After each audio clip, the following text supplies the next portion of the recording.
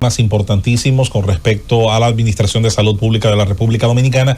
Con nosotros el doctor Víctor Atala, ministro precisamente de esta cartera que es tan importante, determinante en la calidad de vida de tanta gente y que tiene obviamente unos objetivos misionales extraordinarios, muy abarcadores, está con nosotros. Así que él es cardiólogo, también con 25 años de experiencia en aspectos incluso de medicina nuclear.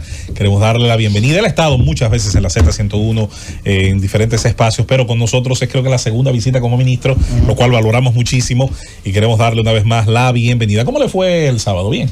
Muy bien, gracias al Señor. A todos aquí no fue bien el sábado, a todos. Gracias a Dios. Muchos regalos, muchos bombones. Bueno, los regalos no es lo más importante, lo importante es el compartir con las personas. Yo voy a decir el costo de los regalos. No, el costo yo estoy limitado a un costo básicamente, gracias al Señor. Y la verdad que esa sensación de recordar en un día la amistad, el amor, todo lo que usted quiera, es algo bonito. Es algo bonito. Y me hizo vivir una experiencia bonita con mi esposa, que me puso a hacer me pusieron a hacer un videito ahí, como de medio de mojiganga, pero me encantó. Por eso es que él lo pregunta, ¿cómo le fue, doctor? Me encantó. Sí, usted que es cardiólogo podría explicarnos si es verdad que el amor se siente en el corazón. Sí. Yo creo que se siente en cada célula del cuerpo. Yo creo que el amor se siente en cada célula. El amor es la energía más transformadora que existe en el mundo. Eso sí es cierto. Y yo vi una frase los otros días. Dice Rosendo que lo siente en los bolsillos. Bueno, yo vi una frase otro día de alguien que se fue a tiempo, hace poco, un actor de cáncer colorectal. Y dijo una frase que a mí me marcó muchísimo. Decía al final, o sea, él hablaba mucho de Dios. Y al final dijo, si tú no quieres usar la palabra Dios, use la palabra amor, que es la fuerza más transformadora. Y Dios es amor. O sea, fue una cosa impresionante como esa frase. Pero estamos bien aquí en la Z, con amigos de siempre. Qué bien. La verdad que es un placer estar aquí. Siempre venía aquí mucho a hablar en los programas médicos también. La receta médica. En la receta, no, y antes de la receta también. Y lo vimos aquí muchas veces hablando. No vi al amigo Cundo por ahí ya le dimos unas vacaciones, él vuelve, como todos vuelven. Un abrazo también. Pero aquí este equipo aquí es el verdadero placer de recibir aquí al doctor Víctor Atala, mi colega. Somos colegas, el doctor y yo. Y no es que yo me he hecho médico. Explícate. Sino que el doctor acaba de convertirse en abuelo también. Ya. Entonces, ahora sí. Ahí. Estamos parejos, el doctor y yo. Otra gran alegría. La vida me ha dado este año wow, qué sensación, señor. Esa sensación de ver el hijo de un hijo es algo importantísimo. Uno adora a los hijos. Entonces uno ve que su hijo va a sentir la misma experiencia que yo sentí cuando lo tuve a él. Y es algo como que transforma. A partir de ahí comienzan a valorar más a los padres. Sí, espero que sí. Felicitaciones. Pero gracias a Dios, papá Dios me ha premiado a mí con 2 hijos espectaculares. Eso es a fuerza de la mamá. La mamá es una mujer cañona que... Felicitaciones, doctor. Gracias, de verdad. Por esa nueva etapa en su vida. Mire, el tema de la salud mental. Vemos que el gobierno está ahora en un esfuerzo, podríamos decir, extraordinario en ese sentido. No se esperó mucho aquí en el país para establecer una política gubernamental dirigida a resolver de alguna manera esta situación se está expresando ya casi cada día en el país. Sí, mira, una pregunta excelente, Rosando. Yo creo que el esfuerzo se intensificó, no se empezó. Se intensificó porque nosotros ya habíamos empezado a trabajar en parte con la salud mental. El mundo entero está viviendo cifras alarmantes de trastornos de salud mental, y el mundo entero creo que esperó quizás más de lo suficiente. Pero no solamente por esperar, sino porque hay mucho desconocimiento en el sentido, y porque es un tema difícil. La salud mental es un tema difícil, señores, porque entrar en la mente de las personas y abordar la mente de las personas es algo extremadamente difícil. Pero cuando nosotros fuimos a las Naciones Unidas el año pasado, se tocó el tema de la salud mental y se habló de más de 1.000 millones de personas que sufrían salud mental, y se citó el suicidio como la tercera causa de muerte en jóvenes de 15 a 29 años. Estamos hablando de un problema serio. Cuando yo asumí el ministerio, nosotros encontramos la acción del ministerio, vamos a hablar claro, está un poco limitada, porque la acción asistencial le corresponde más al Servicio Nacional de Salud, pero nosotros sí nos toca la rectoría y demás. Nosotros se había establecido un centro de contacto Cuida tu Salud Mental, en concurso con la primera dama y el Optic. Nosotros lo encontramos con un horario de 8 de la mañana a 7 de la noche. Pensamos que era corto y lo extendimos de 8 a 12 de la noche, y en vez de solamente lunes a viernes, todos los días. Y aumentamos el presupuesto inicial que teníamos. Cuando yo empecé con un poco heredado de la persona que venía, y aumentamos el presupuesto, casi lo triplicamos para darle un poquito más de acción a la salud mental desde el punto del ministerio. Y en ese sentido, aprendimos muchas cosas a través del contacto de tu salud mental, porque empezamos a recibir muchas llamadas y a ver cómo se coordinaba, dónde pasaban, a qué hora pasaban, qué tipo de cosas pasaban. Y eso también nos motivó también conjuntamente con la visión del señor presidente de la República y de lo que estaba pasando mundialmente, de trabajar o reorganizar básicamente todo lo que es el aspecto de la salud mental en el país. Y ya hemos tenido frutos importantes y vamos a tener muchos más frutos con el avance que estamos haciendo en estos días. Solamente en esta semana yo le puedo decir que nosotros, de trabajo intenso, hemos abierto unas 24 camas nuevas para acceso a salud mental en diferentes áreas del país. Y de nuevo, entiéndase bien, son camas para intervenciones en crisis, para acción rápida, para convertir lo urgente en resolverlo y evitar la cronicidad de los problemas. Y obviamente para establecer lo mismo que estamos haciendo con la red de trauma Julieta, es establecer una red de salud mental en el cual, a través del contacto, nosotros podamos crear un centro de contención, un centro de ayuda y un centro de referimiento, según cada caso, a los sitios adecuados. Ministro, usted es el presidente del Consejo del SENASA. Es el presidente del Servicio Nacional de Salud. O sea, usted es la máxima autoridad de los dos órganos de dirección de esas dos instituciones, porque a veces la gente entiende, no, que salud pública ya no tiene que ver con la gestión, que cuando el tema de SENASA ni siquiera mencionaron esa situación, que el director no tiene capacidad de tomar decisiones, él está ahí en el consejo con voz pero sin voto. O sea, todas las decisiones que él tomó, las tomó subrogándose e incumpliendo su órgano de decisión.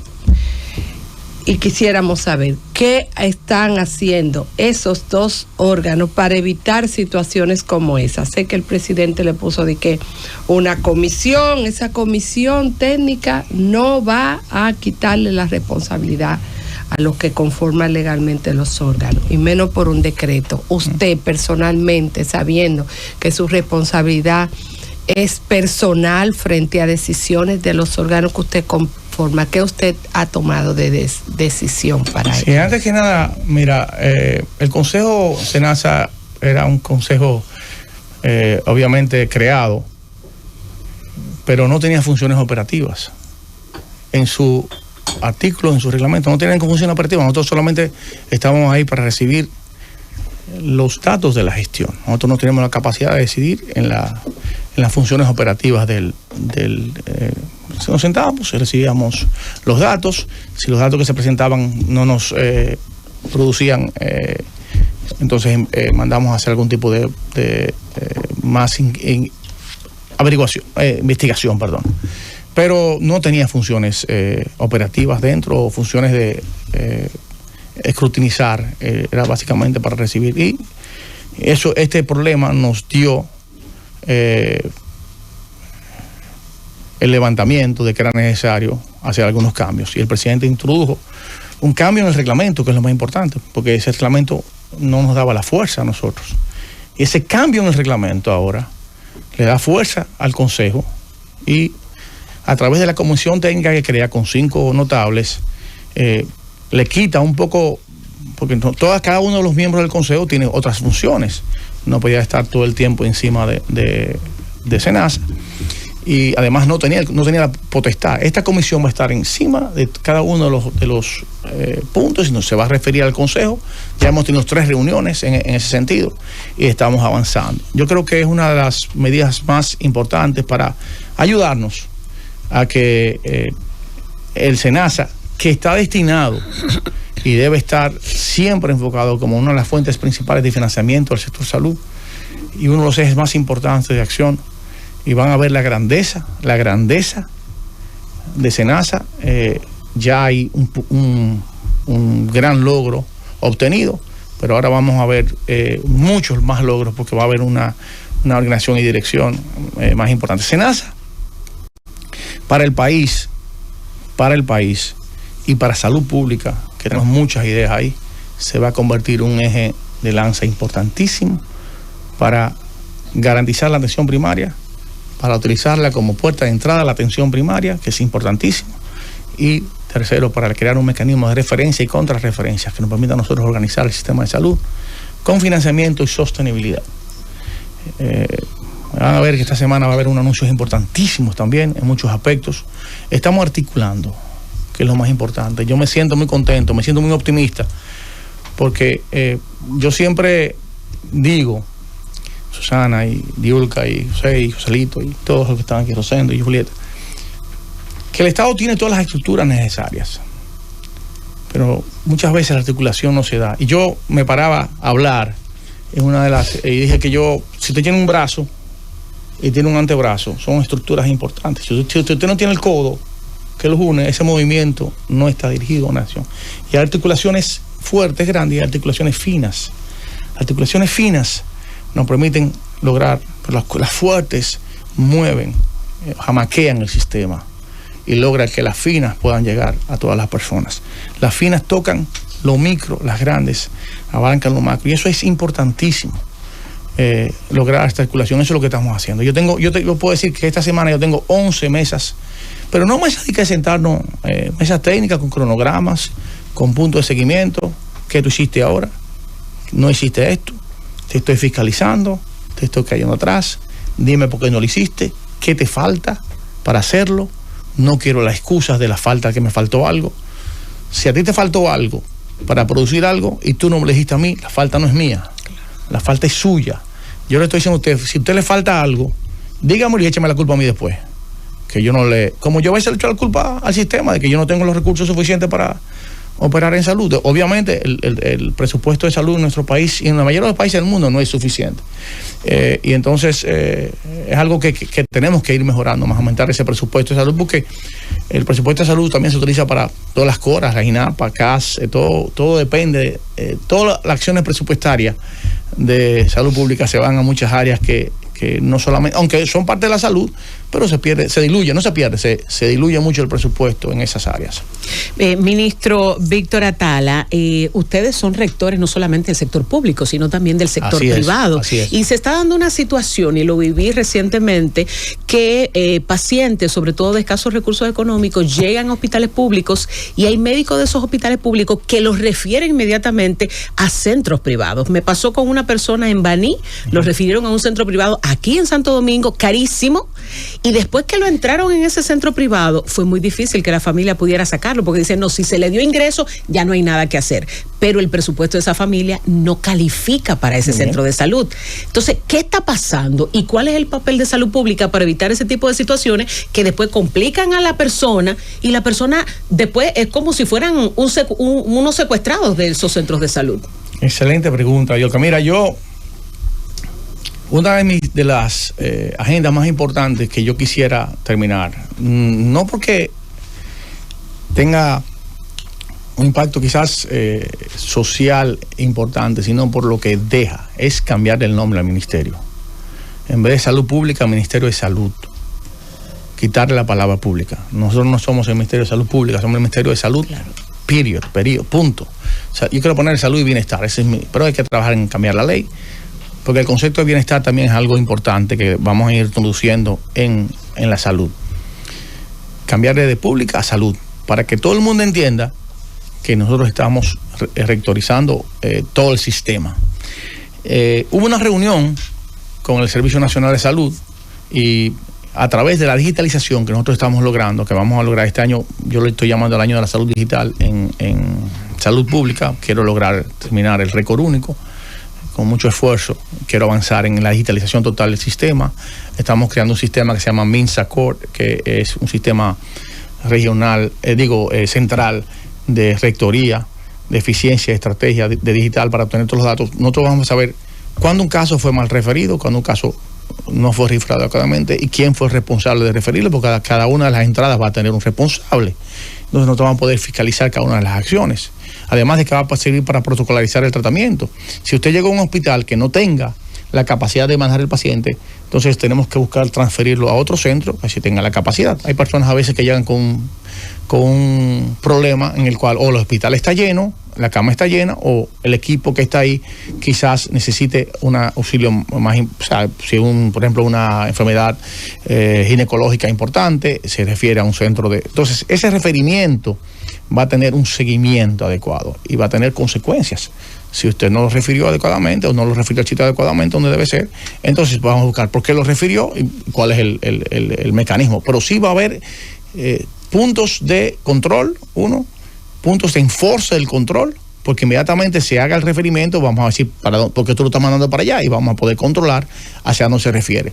Nosotros también estamos estableciendo en el Servicio Nacional de Salud, tenemos ya como un centro con una flota en el cual cualquier decisión de traslado a cada uno de los centros sea emitido a la flota y se determine a través del equipo de fiscalización y de monitoreo del comité que se está transfiriendo adecuadamente y cuáles son los pasos adecuadamente. No solamente para que se refiera adecuadamente, sino para que cuando llegue al sitio llegue en las mejores condiciones, que el sitio esté preparado para atenderlo bien, y si se necesita sangre, que tenga la sangre y demás. Es algo en lo que estamos trabajando y hemos avanzado bastante. Incluso está operativo el referimiento.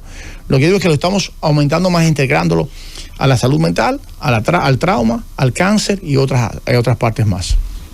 Pero mira, esa pregunta, Yuka, es muy importante, porque los gastos en salud ya es una parte importante del país y nosotros tenemos que buscar nosotros tenemos que, en realidad la salud privada y pública debe tener un control importante y lo está teniendo, se lo estoy diciendo, lo está teniendo. El avance se va a notar mucho más cuando tengamos la digitalización total del sistema. Es extremadamente importante. Yo desde que llegué al gobierno como asesor, le dije al señor presidente que la digitalización era esencial, que la mayoría de los logros íbamos a tenerlo muchos de los logros íbamos a tenerlos más cuando tuviéramos digitalización, porque no había mucha organización.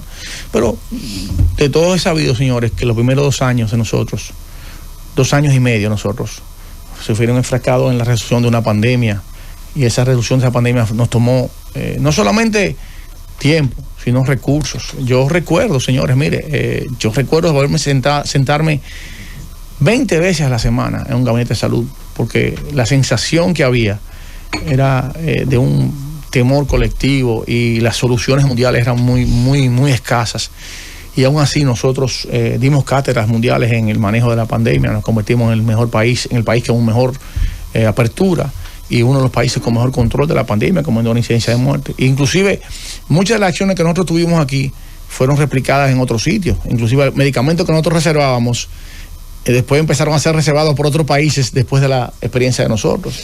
O sea que esos 2 años fueron muy difíciles porque retrasaron muchas de las iniciativas que nosotros podíamos haber tenido desde el inicio, porque nos concentramos totalmente en la pandemia, en garantizar que la gente viviera y que no tuviéramos ese efecto que se dio en otros países tan grandes. Doctor Víctor Atala, primero expresarle todo mi apoyo a esa iniciativa sobre la salud mental, la intervención de personas en crisis. Tengo entendido que van ya cerca de 500 camas que se han ido habilitando y es importante. Nosotros estamos atacando ya los efectos de una situación que ha explosionado ya con los enfermos. Ahora bien, tenemos una sociedad enferma mentalmente, una sociedad sin capacidad de resolución de conflictos, una sociedad muy violenta, con niños expuestos a todo tipo de narcóticos y niños que no tienen tampoco capacidad de resolución de conflictos. Y siempre he dicho, ¿cómo nosotros podríamos atacar en la construcción de una nueva ciudadanía a esos niños de 0 a 14, 15 años que hoy están con un programa que permita vincular al Ministerio de Salud Pública, Ministerio de Educación, la propia Policía Nacional, a educar a esos niños en capacidad de resolución de conflictos para tener una sociedad menos violenta como la que hoy nosotros tenemos. Mira, si tú recuerdas, cuando yo intervine en el Palacio, una de las partes más importantes que yo abrí, repito aquí, es de la articulación de cada uno de los elementos que forman parte de la respuesta del Estado. Primero, porque nos ayuda a reducir la duplicidad de esfuerzos y a aumentar el impacto de las actividades. Y yo mencioné ahí educación, obviamente, la seguridad social, el Consejo Nacional para la Sostenibilidad, el gabinete social como parte importante, los ediles y ayuntamientos como parte importante, o la Liga Municipal Dominicana también es importante. Estamos trabajando las sociedades, todo lo que tenga que ver con las sociedades de academia son importantes, las asociaciones sin fines de lucros y ONG que forman parte importante, y las juntas de vecinos como comunidad, como ente final, un trabajo completo. Pero hay una parte importantísima, y estoy sentado aquí quizás en una de las partes, uno de los sitios más predilectos para anunciarla, que es la comunicación. La comunicación. Y obviamente viene diseñada una campaña de comunicación en salud mental importante para todo el país, para promocionar, para prevenir y para ayudar a las familias a reconocer, a identificar el problema, a entender que es un problema igual que otro problema, porque el estigma es importante, la gente no lo dice a veces, porque el problema de la salud mental es un problema como la hipertensión, como la diabetes, hay que verlo de esa manera. Y yo lo puedo decir que yo personalmente, como médico, he cambiado mucho mi forma de pensar. Quizás 10 años anteriormente yo lo veía como un problema, como que estaba hiperbolizado, ¿no? O sea, como que lo hiperbolizaban, como que se generaba mucha. No, es así. Hay que darle el contexto real a la salud mental. Entonces, esa campaña de promoción, prevención, identificación de cada uno de los ejes donde hay que trabajar, de trabajar con las sociedades, con las comunidades, con la junta de vecinos, de aumentar la cantidad de charlas, de convertir las escuelas, el sector de educación, que es una de las fuentes más importantes para nosotros crear salud individual y salud colectiva. Porque en la escuela tenemos más de 2 millones de niños, 2 millones de estudiantes, y tenemos una estructura ahí, tenemos una población, la palabra cautiva pero una población cautiva ahí, donde podemos ejercer mucho, y por eso yo hablaba siempre de que la salud, y hablo siempre de que la salud escolar es esencial, y que si yo voy a hacer un centro de atención de primer nivel, quiero hacer al lado de la escuela, para que el que vaya a ver la escuela me identifique el centro de primer nivel como puerta de entrada y me linkee a la salud escolar. Pero la educación es esencial. Nosotros vamos a trabajar con programas que nos permitan a nosotros convertir las aulas en centros de promoción y prevención, no solamente de la salud mental, sino de cada uno de los ejes de atención en el curso de vida, desde Educación sexual, todo. Educación sexual, abuso de drogas, que tiene que ver con salud mental, prevención de enfermedades crónicas no transmisibles también, porque ya nosotros utilizamos la escuela para lo del dengue, y ha sido un éxito enorme. O sea, nosotros hicimos por primera vez que en los libros de texto se incluyera una página de información del dengue. Nosotros tenemos 19 meses sin una muerte por dengue. Cuando veníamos de tener datos, y cuando tenemos en la región datos importantes en chikungunya y demás, aquí estamos totalmente controlados. Es el poder de la información, de la comunicación y de la integración de la comunidad. Si uno no integra a la comunidad, el trabajo es doble, mucho más costoso y mucho menos eficiente. Estoy totalmente de acuerdo contigo que el problema de la salud mental es un problema de múltiples ejes, y que la comunicación, la campaña, la prevención y la integración de cada uno de los elementos que tienen que ver con la sociedad es esencial y vital. No avanzaremos adecuadamente si no tocamos cada uno de los puntos. Ministro, usted ha dicho varias cosas que me lucen muy interesantes y que motivan mis diferentes tipos de preguntas que le quisiera hacer, pero el coordinador nos pone el límite. Entonces, me gustaría 2 cosas. ¿Pero es amigo mío el coordinador? Sí, es amigo suyo, pero ya usted sabe, es así. En ese plan que usted está describiendo para abordar la salud mental de manera integral, falta una pata importante. son las ARS. Yo quiero saber qué es lo que ha pasado en el Consejo de la Seguridad Social que no se ha podido resolutar en el sentido de que las ARS den cobertura a las citas médicas en ese aspecto. Y lo otro es fundamental, neurálgico, es el tema de la atención primaria. ¿Qué es lo que ha pasado? Que se siente que esto está como detenido en vez de ir avanzando en el tiempo. Bueno, mira, el Consejo Nacional de Seguridad Social y la Seguridad Social, las ARS, son esenciales. La sostenibilidad del sistema solamente se da cuando una persona se siente incluida y protegida y cubierta por su sistema de seguridad social. O sea, ningún presupuesto de salud va a dar, Julieta, adecuadamente si no tenemos un programa sostenible. Y no, la salud no puede depender de que a mí hoy yo me levante y me dé la gana de ayudar a una persona, no, sino debe estar incluido dentro de los planes de cubierta. Si usted tiene un seguro, eso debe avanzar al máximo, lo más importante. Nosotros cuando llegamos al ministerio notamos que había una falta primero de medicamentos, o sea, en la cobertura, y nosotros incluimos por primera vez en el cuadro básico de medicamentos esenciales medicamentos de salud mental, que no había, era muy poco. Incluimos los 5 o 6 más comunes para que tuvieran cobertura dentro del programa.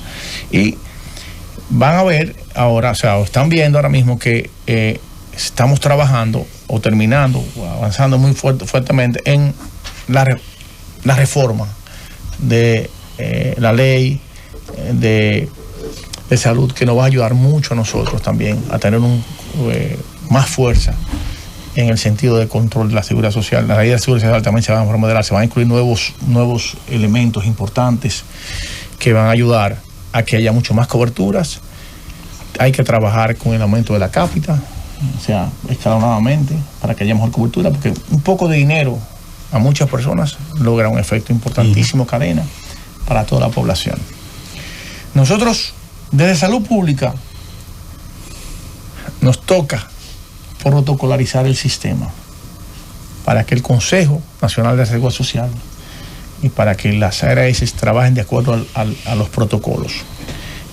Y nosotros el año pasado tuvimos un récord histórico de protocolos nunca antes visto. Tuvimos 37 nuevos protocolos para lograr que el sistema avance en la cobertura. Muchos de ellos, unos cuantos de ellos tuvieron que ver con salud mental. Uno de ellos tuvo que ver importante con el trastorno del espectro autista, que hicimos un protocolo nuevo para que empiece a tener mayor cobertura en la seguridad social. Es una mesa importante. El Consejo de la Seguridad Social involucra muchas áreas, muchos puntos que tocar, pero el avance que se está dando ahí es muy significativo. Yo le puedo decir que va a haber unos 4 o 5 programas nuevos dentro de esa reformulación que tiene que ver con enfermedades de salud mental, enfermedades catastróficas, un aumento de la cobertura en todo el espectro del curso de vida, desde el nacimiento hasta la muerte, el aumento de la cobertura del envejeciente, que también es otro punto importante que las damos. enfermedades autoinmunes.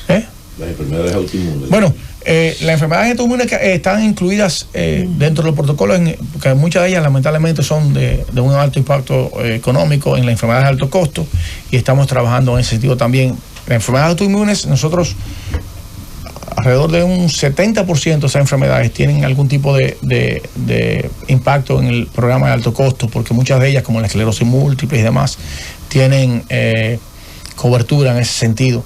Pero no hay duda de que los protocolos que estamos estableciendo es para aumentar esa cobertura en cada uno de los puntos. Falta lo de la atención primaria. Ah, sí, ven. Bueno, yo les voy a decir a ustedes que la atención primaria es esencial y ha sido un discurso eterno. 20 años de gobierno pasado no se avanzó en la atención primaria. Nosotros estamos avanzando por primera vez en el mundo. Nosotros fuimos a Washington en el 2024, fuimos el primer país en el mundo. Yo fui a firmar la Alianza por la Atención Primaria en Salud. O sea, nuestra firma como país y nuestro video sale por el mundo con el compromiso de avanzar la atención primaria. Y teníamos establecido, y lo digo a boca llena, no se dio esa reforma la reforma que una parte importante de los recursos de salud iban a destinarse la atención primaria que le falta muchos recursos, le falta mucho trabajar en el primer nivel y hacerla que se vea en todos los niveles, que haya una atención primaria en todos los niveles, porque la atención primaria debe estar presente en el nivel 1, en el nivel 2 y en el nivel 3. En todos los niveles de atención debe haber atención primaria para que haya un sistema de referencia y contrarreferencia. Y había un aumento del 0.8% del PIB a salud escalonadamente. Pero la atención primaria ahora, y me siento contento de decir que estamos avanzando fuertemente con el Servicio Nacional de Salud para que se convierta en la puerta de entrada, y con el SENASA y con las ARS. Este año nosotros pensamos remozar o mejorar alrededor de unos 500 puntos más de nuevo de atención primaria. Queremos llegar a aumentar toda la necesidad, todo lo que falta para el país para el final del periodo del gobierno. Les digo que mi visión de atención primaria es la misma, y escúcheme que utilice que es una franquicia. Yo quiero lograr con la atención primaria como si fuera una franquicia, que la gente la identifique como si fuera una franquicia, que el equipo que esté ahí, si usted tiene una franquicia, el equipo que trabaja en la franquicia es más o menos similar, unas son más grandes, otras son más pequeñas, pero el esquema, el manejo, el trabajo es similar, y convertir la atención primaria en un modelo como si fuera una franquicia de atención, que sean reconocibles, que los carnets... Estamos como lejos de eso, doctor. No estamos lejos, vas a ver. Que los carnets de las ARS y los carnets de SENASA identifiquen tu centro de primer nivel. ¿Cuál es tu centro de primer nivel? Ministro. Por geolocalización. Y la gente tenga el conocimiento de dónde ir y empezar a utilizar esa puerta de atención primaria como puerta de entrada, que es importante. Y eso lo van a ver ustedes, que lo vamos a lograr primero con el subsidiado, que es una forma más rápida y fácil de hacer, porque son 5 millones de personas casi que hay, y es una punta de lanza. Sí. Y ya estamos trabajando en sentido, en esa geolocalización, identificar los centros de primer nivel de cada persona para que empiecen a ir por su punto. Y nosotros confiamos tanto en la atención primaria que lanzamos un programa que se llama Más Salud, Más Esperanza de Vida, que bajo el modelo HEARTS, que ha sido premiado internacionalmente, que fortalece la atención primaria trabajando en las dos enfermedades más importantes, que es la diabetes y la hipertensión. Sí. Ministro, hoy en el periódico Listín Diario sale publicada una información de que médicos especialistas están preocupados por casos de meningitis que se están presentando en el país, y de hecho el diario tuvo acceso a una información de una joven de 23 años que supuestamente falleció. Nos gustaría, como no es una información oficial, usted como ministro de Salud Pública, si nos puede ofrecer alguna Sí, mira, hemos tenido unos cuantos reportes de meningitis sospechada. O sea, es importante identificar que es sospecha de meningitis. Sí. Cuando hay una sospecha de meningitis, el ministerio actúa de manera diametral. Hay una sospecha de meningitis. Si es una meningitis de la que se contagia o se puede tener efecto, inmediatamente activamos la Dirección Provincial de Salud y contactamos cada uno de los contactos para dar tratamiento de profilaxis. Pero yo le puedo decir que en todos los casos que hemos tenido recientemente el reporte de meningitis, cuando vamos al diagnóstico final, no se ha confirmado la meningitis, ni por autopsia, ni por... entonces, ¿qué son los mecanismos finales de confirmación? Pero aún así, solamente con la sospecha se activan los protocolos y se mandan a los sitios, cada uno de las áreas, para que trabajen en la prevención y en la promoción de la prevención a través de la profilaxis. Okay. Doctor, dos cosas rápidas. Ustedes lanzaron la carta compromiso. Sería bueno explicarle al país en qué consiste y por qué dentro de esa carta compromiso es importante que, además de las exigencias de transparencia, de buen servicio al ciudadano, de buen levantamiento también en el aspecto de las estadísticas, que son importantísimas, porque se incluye allí cuál es la utilidad que dentro de esa carta compromiso esté involucrado el aspecto también de las certificaciones médicas, incluso el propio exequatur de los médicos, aspectos que muchas veces entran en el laberinto burocrático ambos, tanto para los servidores públicos como para los ciudadanos y para las instituciones. Antes que nada, decir que es la primera carta de compromiso que se hace en el ministerio. Nosotros la establecimos, primera vez que se hace una carta de compromiso al ciudadano, en el cual el ministerio se compromete a trabajar abiertamente, con transparencia, con eficiencia y con integridad en elementos importantes que definen la atención a las personas. Eso se llama centrar la gestión en las personas. Y hicimos una encuesta, un trabajo de campo en el cual, ¿cuáles eran porque vamos a ir escalonadamente, no podemos empezar con todos los puntos, y notamos que los 2 puntos esenciales, primero era el exequatur. Primero, el exequatur es esencial porque es que rige quién puede o no puede trabajar legalmente en el país y define las acciones, es la licencia. Entonces, profesional. Es importantísimo eso. Y nosotros empezamos con el exequatur, primero para facilitar también eso y agilizar, digitalizar todo el proceso y transparentar todo el proceso del exequatur. Y las certificaciones médicas, porque cada uno de los aspectos que, de nuevo, la certificación médica es lo que avala las competencias y demás, y nos permite a nosotros también presentarle al país cuáles personas que están avaladas, cuáles no, la habilitación y todo lo demás. Además de que es un proceso más que de habilitación y de certificación, es un proceso de acompañamiento. La misión de los programas de control no es evitar, esa es una, evitar que el que está mal no esté en el medio. No. Esa es una de ellas. Quizás no la más importante. La más importante es ayudar a que todo lo que esté en el medio esté adecuado. Porque esa es la forma en que nosotros aumentamos la cantidad de servicios que se dan y acompañamos al país. Yo quiero que más médicos estén habilitados. Yo quiero que más sitios estén habilitados. Yo quiero que más centros estén habilitados. Entonces, ¿qué yo hago? Yo creo un programa de acompañamiento para que ¿qué le falta? Vamos a ayudarte. ¿Qué tú necesitas? ¿Qué te falta en el diseño? Vamos a ayudarte con algún... ¿Qué suele ser lo más difícil de obtener para eso? Sí, exactamente. Trabajar en ese sentido. Y esa ayuda es importante para los centros, para los médicos y demás.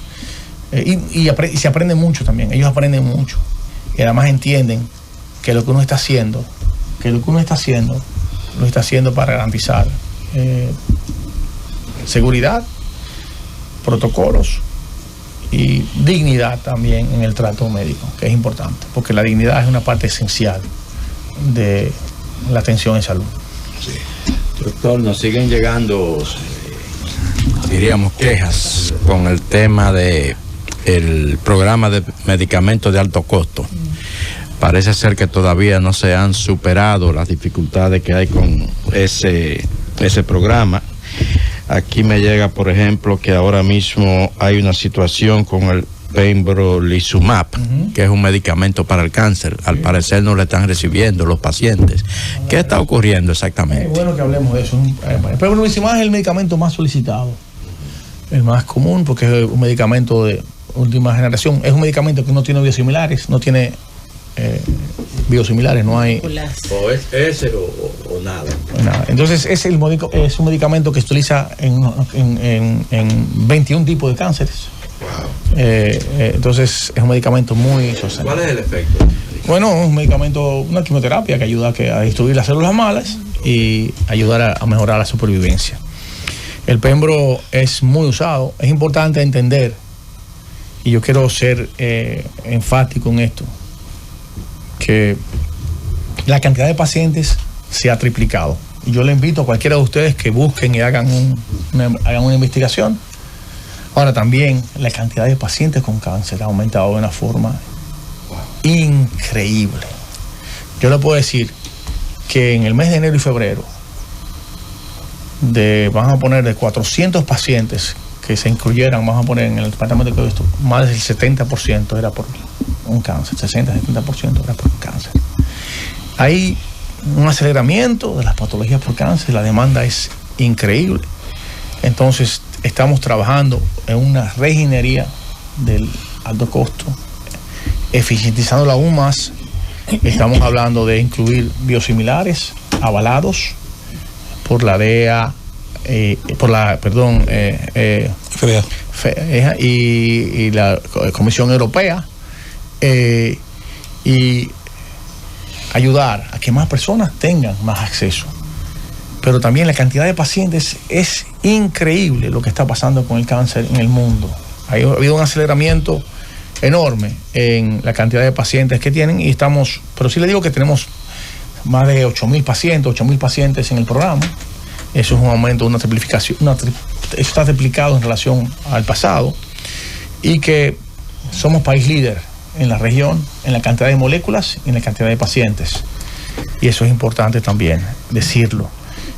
Doctor, usted dice que no han podido comprobar meningitis, pero realmente los métodos diagnósticos que se tenían en el Ministerio de Salud Pública, por lo menos a través de proyectos de cooperación no reembolsable, esos programas están suspendidos.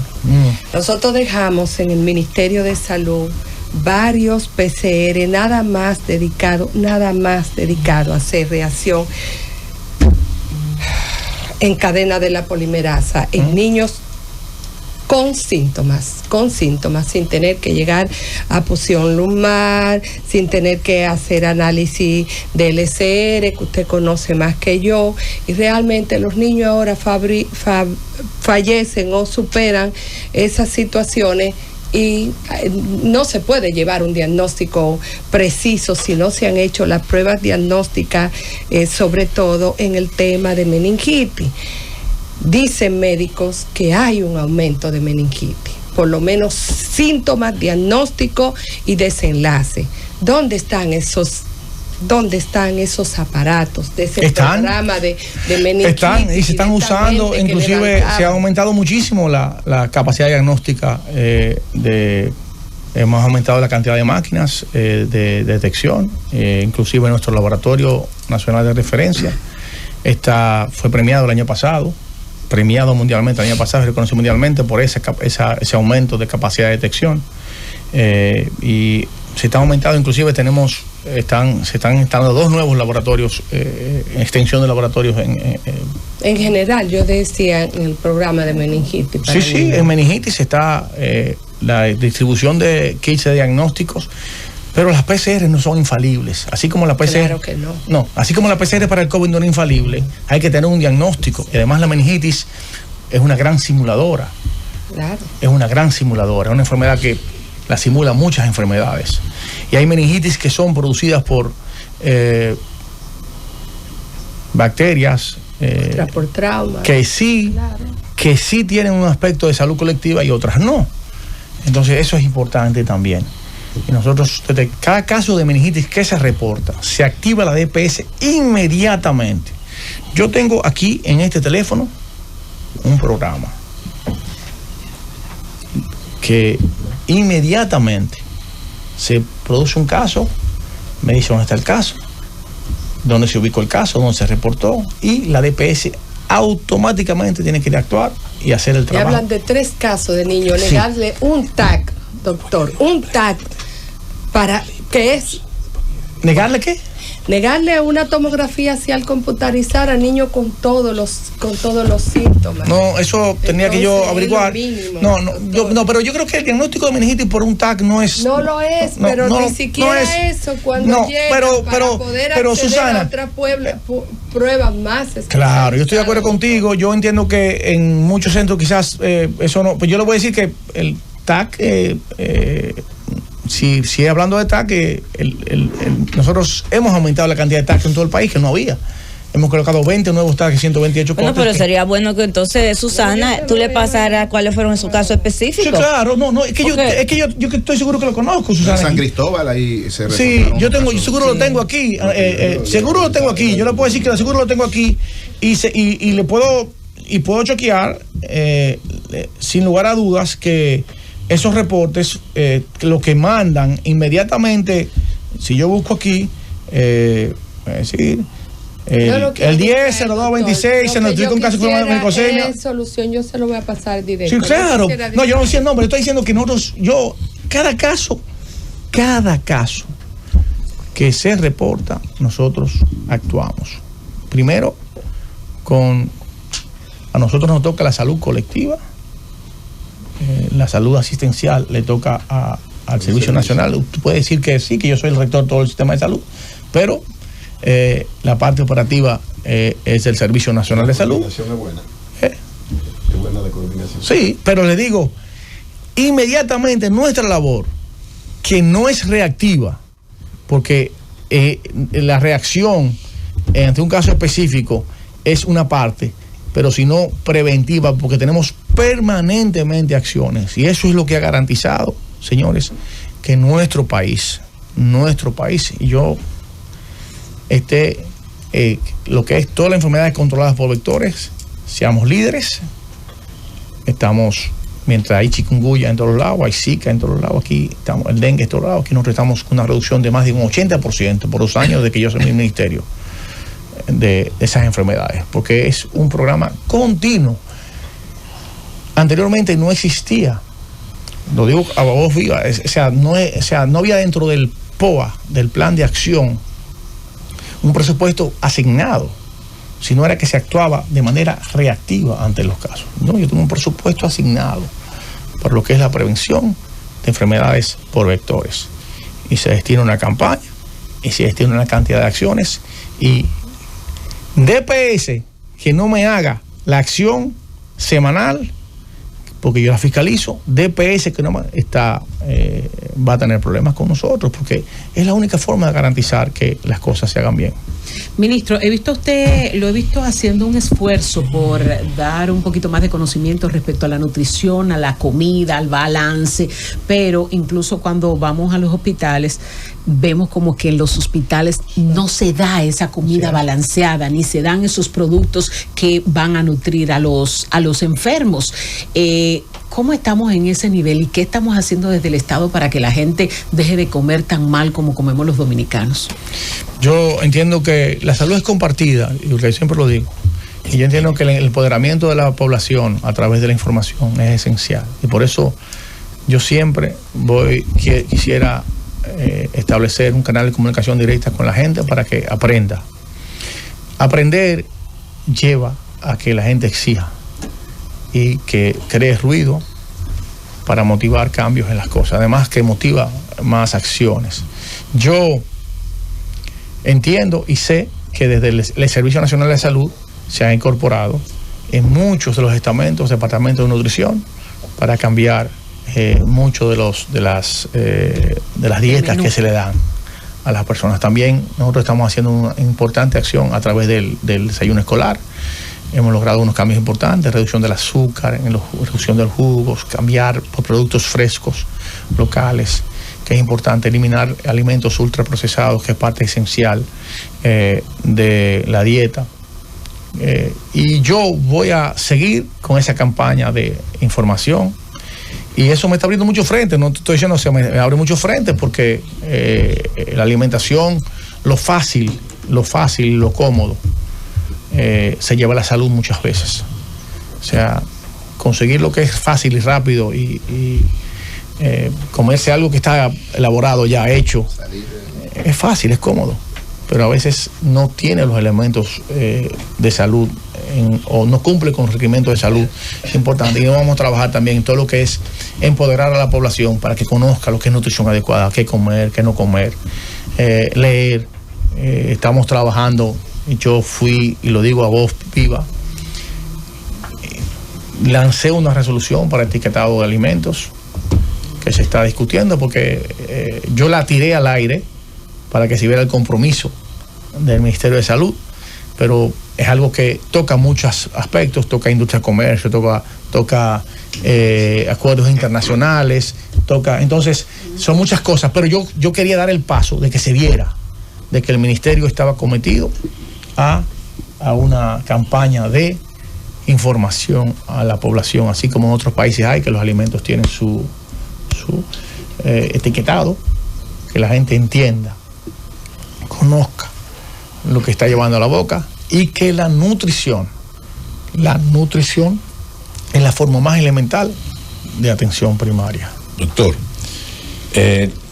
toda gestión se mide por los indicadores, y usted habló de los indicadores de esas enfermedades por vector, chikungunya, dengue, pero nosotros tenemos el tema de las enfermedades, de la muerte neonatal, la muerte materno-infantil, y me gustaría saber cómo ha impactado la inmigración haitiana en el incremento de esos indicadores, sobre todo de las mujeres parturientas. El pasado ministro, al que usted sustituyó, en una ocasión nos dijo a nosotros acá que el gobierno dominicano estaba invirtiendo solamente en salud cerca de 12 mil millones de pesos en lo que era la atención médica a toda esta masa de inmigrantes haitianos que tenemos y venezolanos, obviamente, vamos a hablar para no ser específicos, pero sobre todo haitianos. Entonces me gustaría saber cómo ha impactado eso, cómo impactan en esos indicadores mujeres que de repente tienen el muchacho ya rompiendo fuentes y van por primera vez a un hospital, muchas con preeclampsia, otras con una situación de falta hasta de hierro, cosas sencillas, por no hacer un procedimiento de atención permanente a ese embarazo, y saber si la medida que ha tomado el gobierno en las emergencias y en los hospitales públicos con respecto al tema de la inmigración, cómo ha impactado eso, si ha mejorado o si continúa esa situación igual. No, obviamente que la medida ha disminuido la cantidad de personas extranjeras que van al hospital o que están buscando atención, pero las atenciones de urgencia siempre se están dando y siempre se van a seguir dando, porque la atención... ¿No están pariendo en los barrios? Puede ser, o están pariendo también en su país de origen. Lo que yo les digo a ustedes es que la salud de un país debe garantizar también la salud de los nacionales. Claro. Y nosotros teníamos miles de dominicanos que no tenían muchas veces sitios donde atenderse porque estaban siendo ocupados por... y yo entiendo que el llamado y las acciones que se establecieron, siempre respetando los derechos elementales de las personas, que es algo importante, también se constituye un llamado internacional para que asuman también algún tipo de responsabilidad con estos países, que el país no tiene la capacidad. Tenemos un sistema de salud que por presupuesto es limitado para nuestro país, entonces no podemos tener encima también la carga.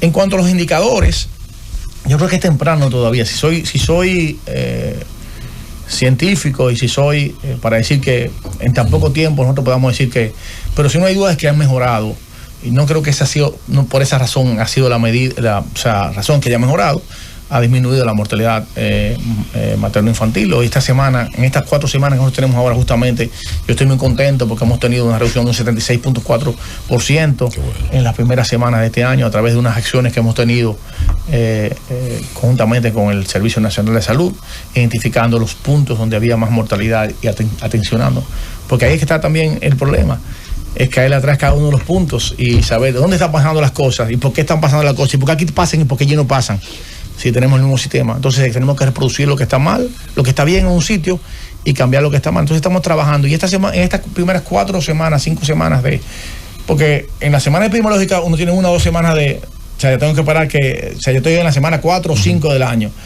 Tengo que tener para tener los datos fieles, porque me faltan datos de comprobación, tenemos una reducción de un 76.4% de mortalidad, y eso es importante.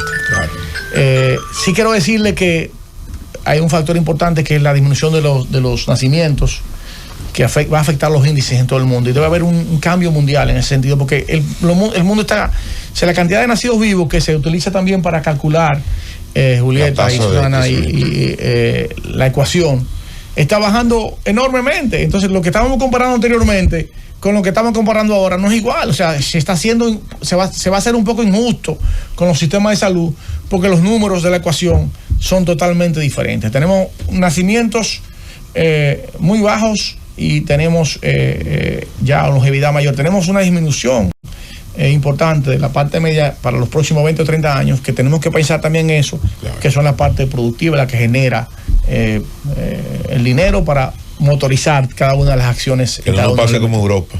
Exactamente. Oli, hermano. Sí, un abrazo, ¿verdad? Igual.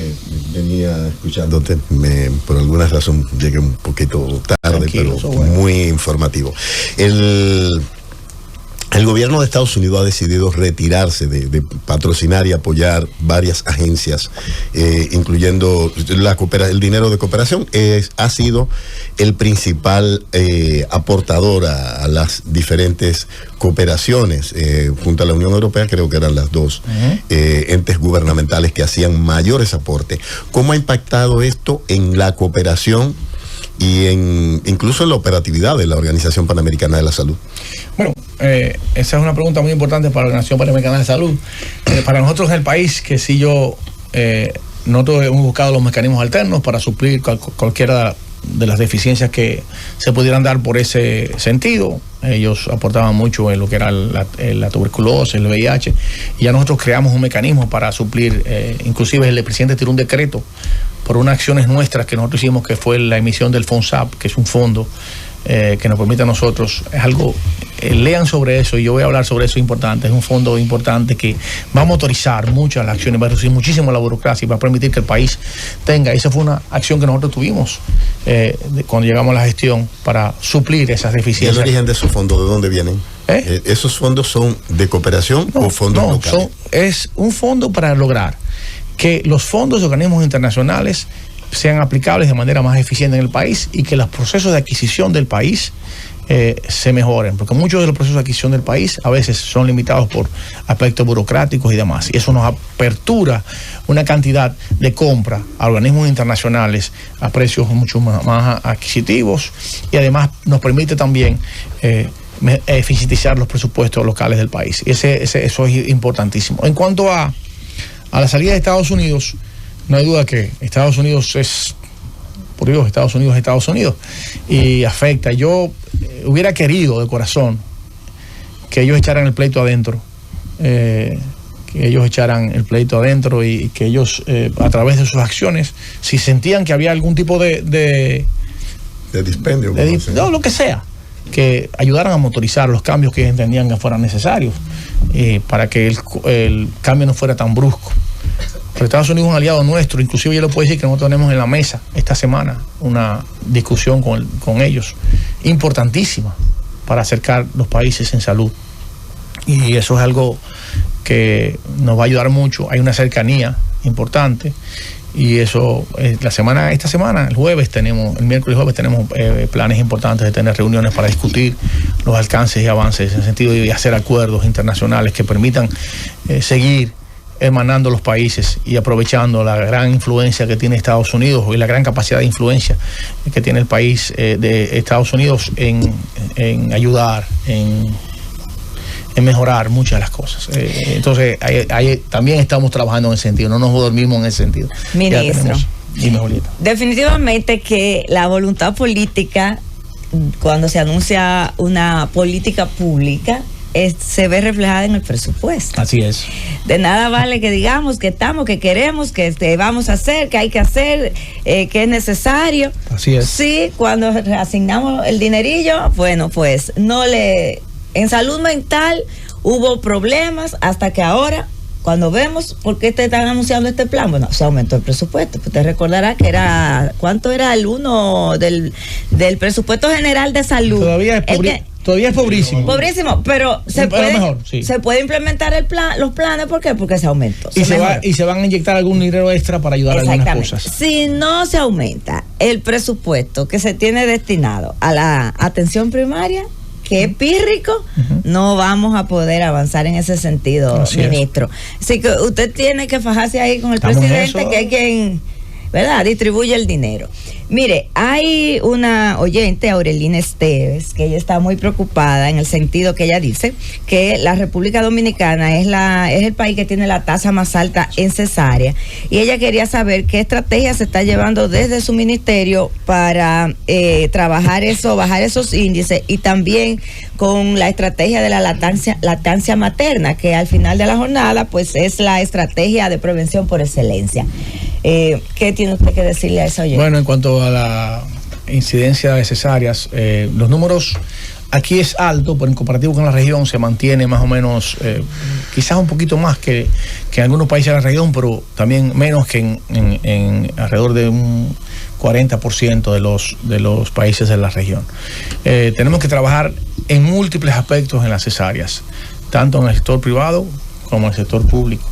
Y el Servicio Nacional de Salud, conjuntamente con las aseguradoras, el Consejo Nacional de la Social y las ARS, y nosotros a través del protocolo, vamos a enforzar el protocolo porque hay indicaciones necesarias.